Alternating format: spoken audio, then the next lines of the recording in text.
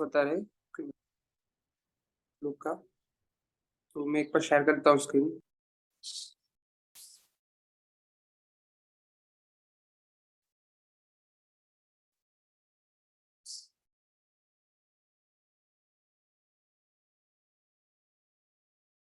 Start हो गया right screen sharing? Yes बाबू। तो मेरे पास इंग्लिश कॉपी है, इंग्लिश पढ़ता हूँ।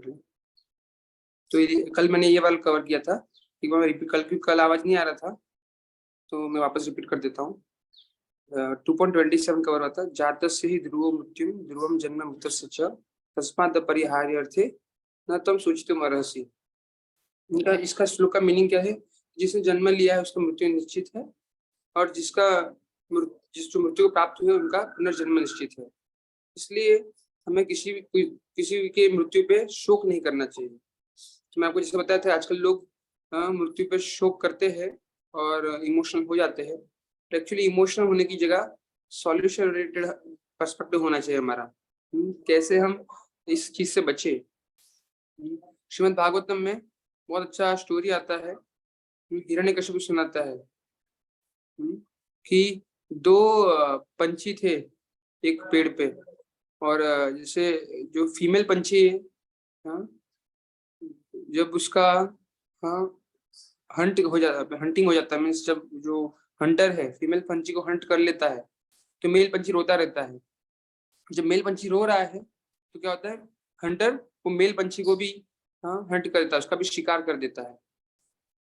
तो हम रो रहे तो काल जा रहा है, हम रो रहे पर हमारा भी मृत्यु आने वाला है, इसलिए रोने में टाइम वेस्ट करने से अच्छा है हम सॉल्यूशन, मृत्यु का सॉल्यूशन क्या है वो सोचना चाहिए। युधिष्ठिर महाराज बताते हैं कि आहानि आहानि भूतानि गच्छन्ति यमालयम शेष स्थावरम इच्छन्ति किम आश्चर्यर्थपरम, कि हर मोमेंट लोग यमलोक के द्वार जा रहे हैं, गच्छन्ति यमालयम, हर मोमेंट लोग यम द्वार जा रहे हैं, फिर भी मुझे आश्चर्य है कि लोगों को किम आश्चर्यर्थपरम, कि मुझे आश्चर्य है कि लोग कैसे इंद्रतुक्ति में लगे हुए और ये डेथ के बारे में सोच नहीं रहे। यहाँ पे लिखा है one who has taken his birth is sure to die, after that one is sure to take birth again, therefore in the unavoidable discharge of your duty, therefore in the unavoidable discharge of your duty you should not lament। तो मैंने कल बताया था कि देखिए death के बाद कहाँ जाता है, हमारी जैसे इच्छा और कर्म होता है वैसे अलग अलग हमें योनि प्राप्त होती है। पक्षी का योनि क्यों प्राप्त होता है? क्योंकि हमें उड़ने की इच्छा है, बहुत ज्यादा सोने की इच्छा तो पोलर बियर का योनि प्राप्त होगा। मांस भक्षण की इच्छा है तो राजसिक योनि जैसे लायन टाइगर लेपर्ड हो गया वैसा प्राप्त होगा।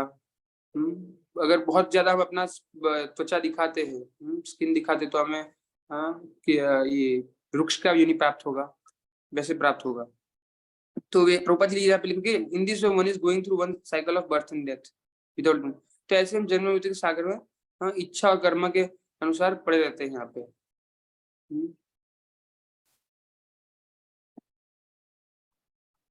अभी यहाँ पे प्रभुपाद जी करके क्षत्रिय का धर्म क्या है? क्षत्रिय का धर्म है क्या है कि उसको लड़ना है, मृत्यु के बारे में नहीं सोचना है, वो उसका धर्म है। तो 4 वर्ण और 4 आश्रम है, ब्राह्मण क्षत्रिय वैश्य शूद्र। तो ब्राह्मण का धर्म क्या है कि यजन याजन पठन पाठन दान प्रतिग्रह, तो उसमें उसको डरना नहीं चाहिए। जो उसको ज्ञान देते वक्त कुछ उसको हिचकिचाहट नहीं होनी चाहिए। यज्ञ करते वक्त उसको आलस नहीं आना चाहिए कि मैं यज्ञ संकीर्तन यज्ञ करूँ कि नहीं करूँ। वो अपने ड्यूटी से हटना नहीं चाहिए, कोई भी रीजन हो उसको अपनी ड्यूटी करना है। यजन याजन यज्ञ करना यज्ञ करवाना, पठन पाठन कथा सुनना कथा सुनाना, दान प्रतिग्रह दान लेना, और ज्यादा दान आ गया है तो दान करना, ये उसका धर्म है। क्षत्रिय का धर्म क्या है? शौर्य तेजो दीति दाक्षम युद्धे चापी पलायन, कि उसका कॉन्फिडेंस होना चाहिए, ब्रेवरी होना चाहिए, और युद्ध चापी पलायनम, कभी युद्ध से भागना नहीं चाहिए उसको। कोई चैलेंज करे तो युद्ध करना चाहिए, धर्म के लिए युद्ध करना चाहिए, वो उसका ड्यूटी है।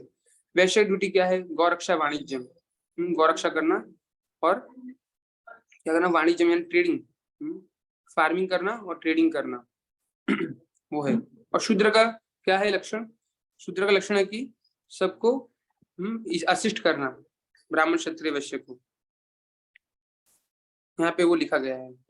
तो by avoiding this the discharge of his proper duty he would not be able to stop the death of his relatives and he would be degraded due to his selection of wrong path. तो अभी यहाँ पे अर्जुन क्या बता रहा था कि नहीं मैं तो भिक्षा मांग लूंगा, मुझे अपने स्वजनों की हत्या क्यों करना है। तो बोले कि स्वजनों की हत्या नहीं करके क्या होगा, वो अपने स्वजनों का मृत्यु नहीं रोक सकता, क्योंकि मृत्यु तो निश्चित है, जिसको जितना श्वास मिला हुआ है वो निश्चित है। प्रभुपाद जी एक स्टोरी बताते कि एक बार क्या हुआ, एक माइनिंग में चट्टान तोड़ा गया तो उसके अंदर से फ्रॉग निकला। तो पता चला कि फ्रॉग इतने साल जी कैसे रहा था वो माइन के अंदर। तो फ्रॉग क्या है, फ्रॉग को भी क्या बताया जाता है, योगी बताया जाता है, क्योंकि वो अपना श्वास रोक लेता है। तो श्वास निश्चित है, इसलिए आप देखो योगी लोग 300-300 साल क्यों जीते, क्योंकि वो श्वास रोक लेते हैं अपना। सांस रोकने में एक्सपर्ट होते हैं, वो सांस रोकने अपना आयु बढ़ाते हैं। और जैसे हम राजसिक कार्य करते हैं तो हमारा श्वास बढ़ने लगता है। जैसे हम संग करेंगे, संभोग करेंगे तो क्या होता है, या बहुत ज्यादा राजसिक कार्य करेंगे तो क्या होगा, ज्यादा हमारा श्वास खर्च होगा और हमारा आयु कम हो जाएगा। ऐसा है, इसलिए क्या है, हमें सात्विक कार्य ज्यादा करने का प्रयास करना चाहिए अगर आयु बढ़ाना भी है तो।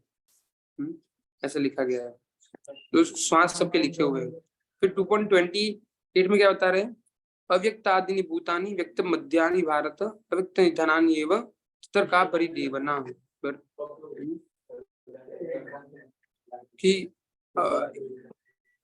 अव्यक्त Adini, in the beginning, Adini आदि समय पे अव्यक्त अवस्था में थे हम, और फिर क्या बोलते हैं व्यक्त मध्यानि, फिर व्यक्त हो गए, और अव्यक्त निधना एव, अव्यक्त निधनानि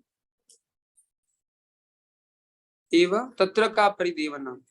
पहले हम क्या थे यहाँ पे, जैसे आप क्रिएशन चार्ट देखेंगे, तो सृष्टि से पहले हम अव्यक्त अवस्था में थे, महाविष्णु के गर्भ में थे। फिर जब सृष्टि होती है, ब्रह्मा जी सृष्टि करते हैं तो 84 योनि बनाते हैं, तो हम व्यक्त अवस्था में आते हैं, हमको शरीर मिलता है।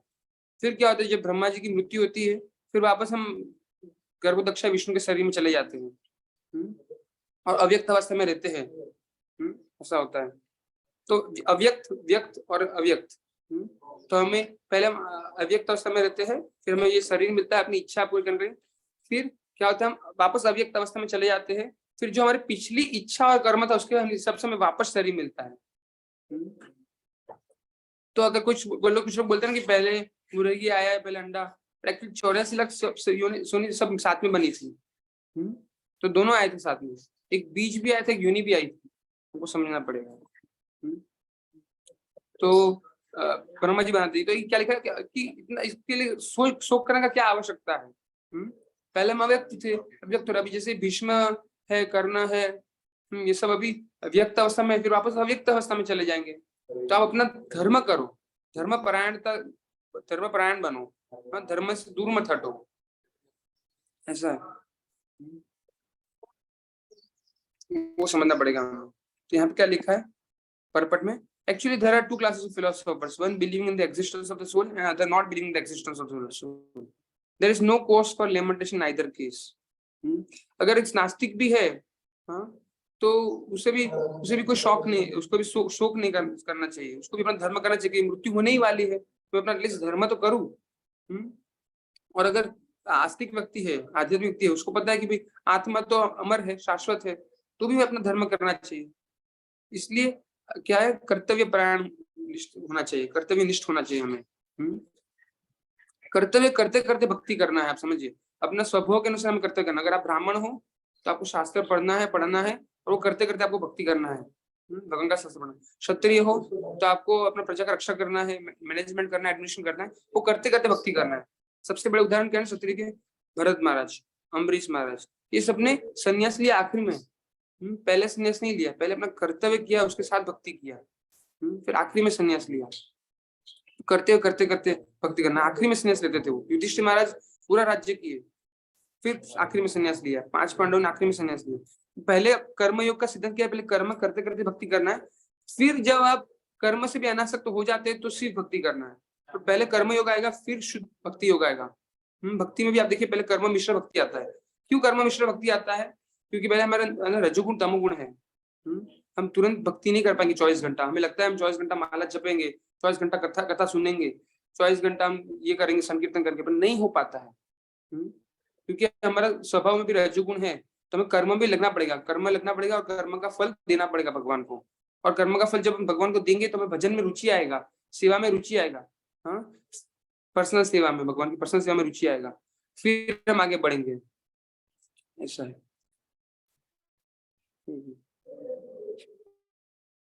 एक minute. Non believers in the existence, तो ऐसा है, बताया गया है। 4 मिनट बाकी। Non believers in the existence are called atheist by followers of Vedic wisdom, even if for argument's sake we accept this atheistic theory, there is still no cause for lamentation. ठीक है, अगर हम ले भी लेते कि भाई हम नास्तिकवाद ले भी लेते हैं, फिर भी हमें अपना कर्तव्य करना चाहिए, शोक नहीं करना चाहिए। क्योंकि मृत्यु को प्राप्त होने वाले तो मृत्यु को प्राप्त हो चुके हैं।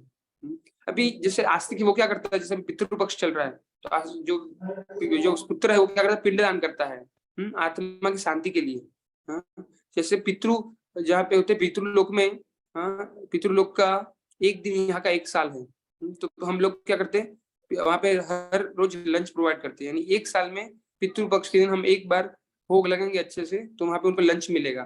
विष्णु प्रसाद यहाँ पे हम उनको देंगे, तो वहां पे उनको विष्णु प्रसाद मिलेगा, और विष्णु प्रसाद लेके उनके पाप कम होंगे, हाँ, और उनको आगे क्या होता है, एलिवेट होंगे, वो पितृलोक से आगे बढ़ेंगे, या नर्क में है, एक्चुअली जनरली वो नर्क में होते हैं, हाँ, तो नर्क से उनको मुक्ति मिलके आगे के अच्छे लोग मिल जाएंगे, या वापस ह्यूमन बॉडी मिल सकता है उनको। इसलिए पिंडदान बहुत इंपॉर्टेंट, कि जो भी पितृ पाप हुआ है उसका प्रायश्चित पुत्र करता है।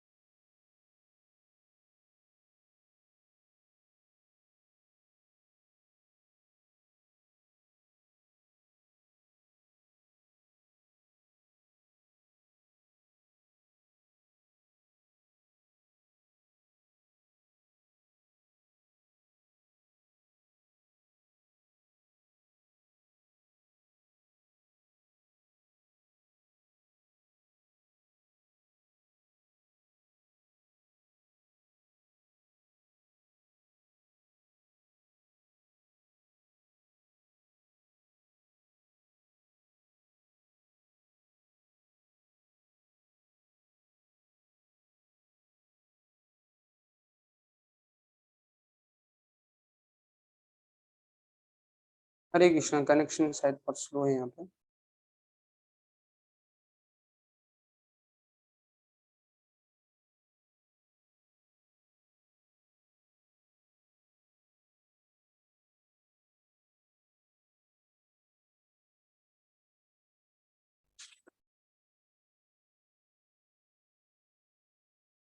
हाँ, मैं स्क्रीन शेयर कर लेता हूँ।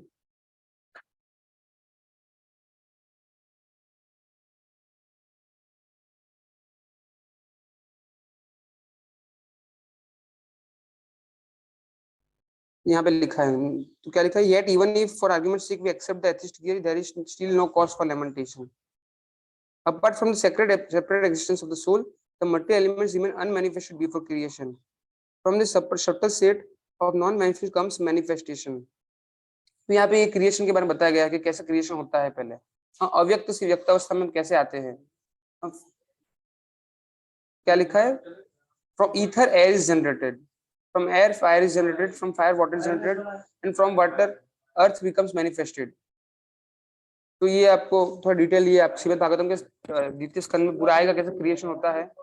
तो वो आपको वहां पे हम पढ़ाएंगे। अभी तो ये शॉर्ट में है कि भाई 5 तत्व, पहले भगवान 5 तत्व होते हैं, फिर 5 तत्वों से कैसे यूनि ये शरीर बनता है, अलग अलग लोग बनाते हैं, फिर आत्मा प्रवेश करती है उसमें शरीर में, वैसा है।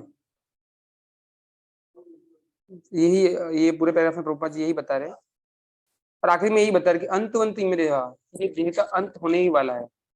हाँ, तो क्या करना है हमें? नित्य शुक्त शरीर ना। हाँ, और ये आत्मा नित्य है। जैसे यहाँ पे एग्जांपल दिया है कि या शरीर कैसा है, एक ड्रेस की तरह है। This body is like a dress.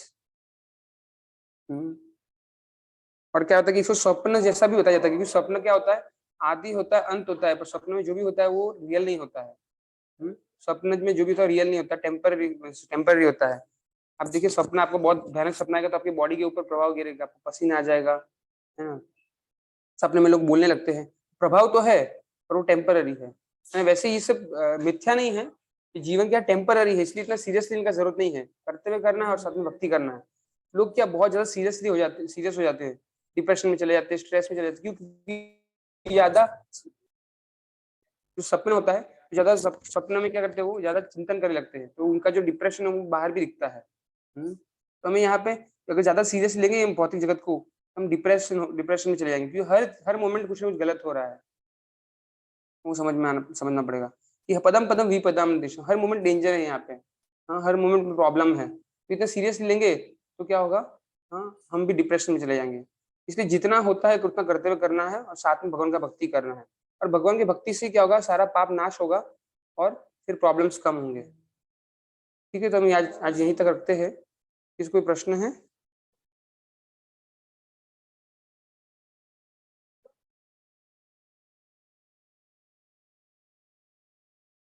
किसी कोई प्रश्न है यहाँ पे?